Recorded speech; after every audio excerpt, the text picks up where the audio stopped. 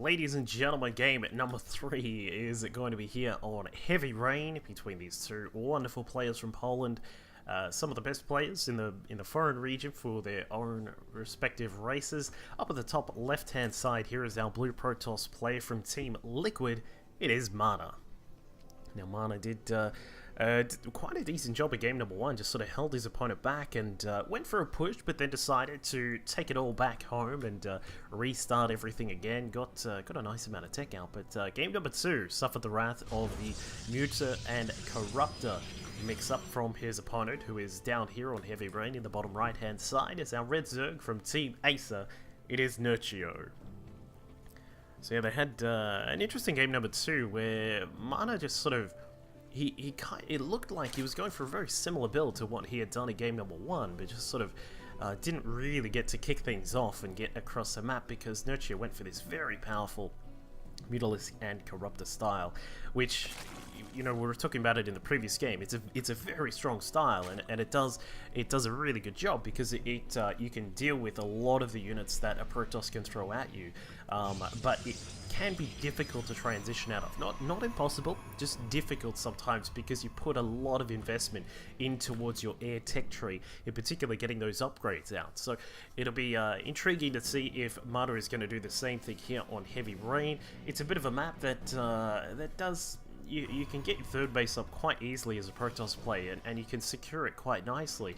It is still susceptible to multiple point harassment coming in from these three sides in general, but you know, with some good force fielding, good use of the photon overcharge in a timely fashion, and all that kind of stuff, you can still secure a third very quickly. So I would be interested to see what MaNa's going to do here in game number 3. He's certainly going to be able to block off his opponent's natural for a little bit here. This probe just being extremely annoying, just trying to bounce back and forth, just looking to try and make some space now as the probe is getting very low, which of course will mean that Nerchio will be able to get his natural up and running. So, you know, this is going to be an interesting one. Of course, the score being, I suppose I can put the score up for you guys. There you go, 1-1 is the score at the moment here in game number 3, and it'll be interesting to see which player, if either of them are going to take any risks, or if either player is going to just play a really safe style. Of course, very commonly on this map, it is quite common to see the swarm hosts come out. You can put them down somewhere around this kind of position here. Sorry, I was meant to do that one there. Just something like that, and just constantly try and put some pressure on the third base. Generally, though, I do tend to see people would rather put them on the high ground. It's a little bit dangerous to put them in a choked up point like this, just because they can be caught by force fields and corruptors and other sorts of units that can come up from the high ground. So you have to be very careful about that kind of thing. But Nerchio will spot out that his opponent goes for a gateway based expansion. Is going to set up his third base, and well, he's got no gas for the moment. I'm a little bit surprised about that. Normally, generally these days, when people want to take a quicker kind of third base against the gateway-based expansion, you'll see the gas come out pretty quickly. So I'm expecting that we'll see Nerchio throw down an extractor in a second here, or maybe even 2, just so he can quickly get his gas out. But because the reason for this is, if you're wondering why do I need gas coming out quickly, Duckville, when I'm against the gateway build?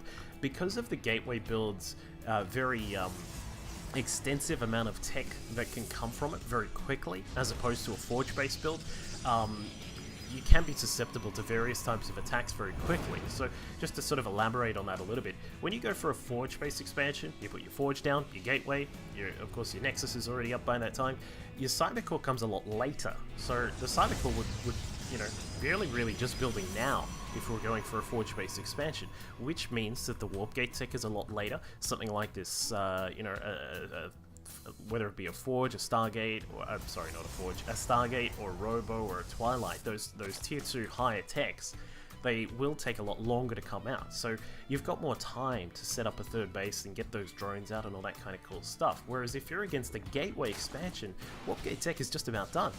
We could have a Dark Shrine on the way by now if we're MaNa, and you know, Nerchio would be in a little bit of trouble. So you have to get the gas out quicker so that you can get things like roaches. Your Ling's speed needs to come out very quickly, and you just need to be a little bit quicker prepared. You can't be as greedy when you're going for a 3-base build against a gateway-based opening. So we'll see what Nerchio is going to do, because he has gotten the gas coming in now. So we can see we've got a Roach Baron on the way. and has a decent count of drones. 38 are out on the map at the moment, so he is going to have a reasonably decent economy for the time being. Lings are going to come through and just check out the third base. He wants to see, is MaNa actually going to grab a very quick third base, or is he just going to play something a little bit different here? Because we can see that the gateways are now flowering open. We've got +1 to weapons on the way, and we do have a total of 3 gates, but no real tech. So what we're going to see from MaNa is just going to be a quick third base here, around about the 740 mark. Drop that one there, you go. And MaNa, he's not going to push with these units, he's just looking to put some pressure on. May try and catch these Lings as they look to head up towards the high ground here. As we get caught out by the sentries there, just trying to chase them down, but it looks as if the Lings will escape for the moment. The Stalker is going to give them a bit of a hot pursuit just to try and catch after them. Nerchio just has a quick look at the edge there, but can't see any tech. So things are looking very similar to our previous game, so I'm expecting that we'll see there's the Twilight Council. That probably should have come up a little bit earlier from MaNa so that he can continue on his +2 weapon straight away, but was a little bit busy dealing with some of these various little pokes that Nerchio has thrown at him. Gas is number 5 and 6 on the way here for Nerchio. Already has 3 and 4 over here at the natural base. Lots of drones around, 65 drones in total here for Nerchio. Sitting very, very comfortably on this 3 base economy with his roach speed being researched right now. So that's coming through. And we do also have a Spire coming up. So Nerchio is looking to stick with this this kind of play. It's interesting that he's got these roaches out. He's not going to get too much done. Yeah, you can't really poke into this. The 2 cannons that are here, we've got some sentries sitting at the back just waiting to attack, and the Mothership Core, of course, floating overhead, keeping a watchful eye on where all of these Zerg units are going. But not going to be able to attack into that too much more. But he is still producing roaches, so I'm wondering what we're going to see here from Nerchio. There's no Hydroden, there's no Evo chambers for upgrades or anything like that, so I don't think he's going to be sticking with this roach tech in terms of the long run. He may be using it just for an initial sort of maybe a small attack or two. He might be able to poke in here from the side. Like you could, sometimes you do see Zerg players come in from the opposite side just to try and surprise this third base, but there are still all of these units up here that can help MaNa defense. So we may see Nerchio actually push into the natural base here. There is a cannon going up. A couple of units have been set up and are ready to go. But still, Nerchio is looking to come in. He's got a couple of roaches now coming from the side here. MaNa's going to have quite a few roaches to deal with, and they are going to just go straight for this pylon here, looking for a little bit of space to run into, but the force field should go down. Yeah, there it is, and the force field will block out the roaches from coming through. Approaching third base, looking to get some damage done. Photon overcharge is activated, and we do have those sentries now just having a little look to see if they can get out there and get some damage done.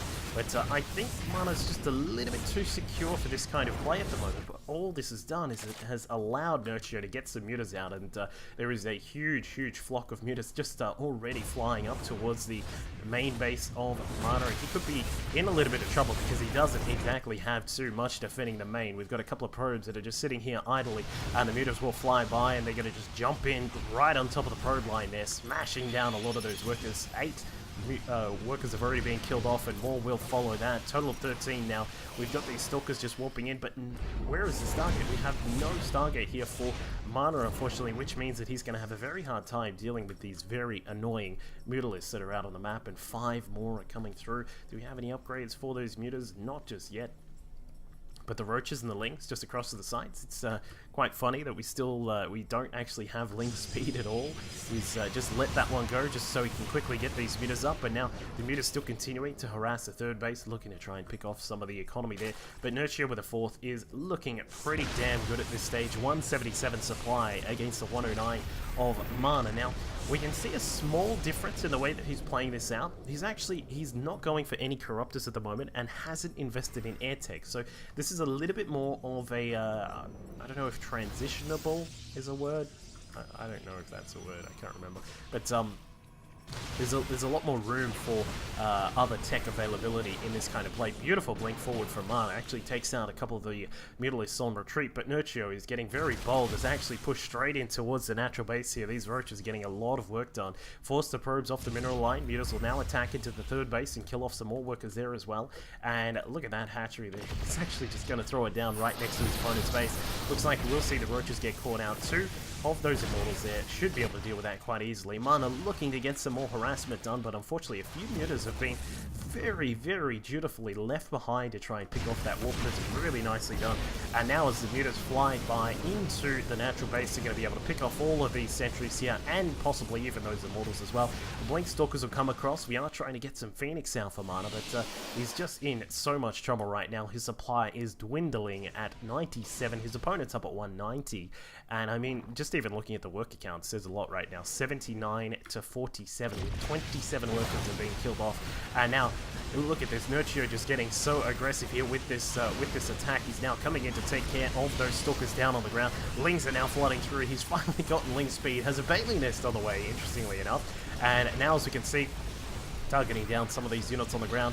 MaNa is just losing all forms and parts of his economy here. MaNa should be able to drop that Photon Overcharge, perhaps here on the third base, to try and keep it alive just for a little bit longer, but looks as if he's a little bit too busy doing the dance of the sky with the Phoenix and the mutas, trying to just see if he can shoot some of them down, but it is just becoming so troublesome now with his economy in tatters. His Stargates unable to be powered, and I think this is going to be it for MaNa here in game number 3 up against Nerchio.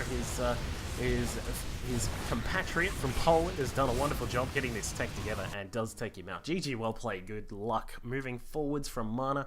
Good mana from both players. MaNa, that was a really bad joke.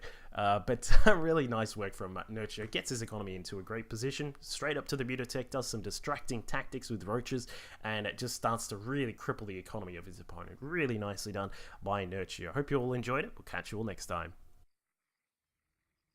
Here. As you can see, 47 damage to bio units and then the 34 damage against other standard targets. His storms have also been wonderful, just spreading them out across the battlefield, doing really, really nicely there. And for Minigun, he's been sticking with a much more